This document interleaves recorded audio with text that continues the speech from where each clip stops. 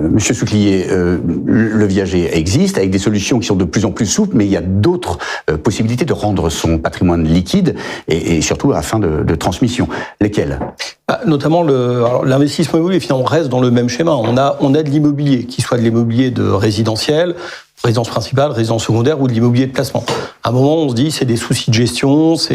Alors il y a le schéma de dire je veux monétiser ma résidence principale ou ma résidence secondaire, et puis après mon immobilier d'investissement, j'ai des soucis de gestion, je veux plus m'en occuper, j'ai un appartement qui est là, mon gestionnaire s'en occupe bien ou pas bien. Tout le monde dira qu'il s'en occupe mal par définition.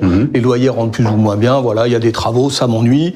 J'en ai marre, j'ai plus l'âge de m'occuper de ça. Donc ça je veux le confier et je veux préparer, soit avoir des compléments de revenus, soit préparer ma retraite, préparer même ma succession.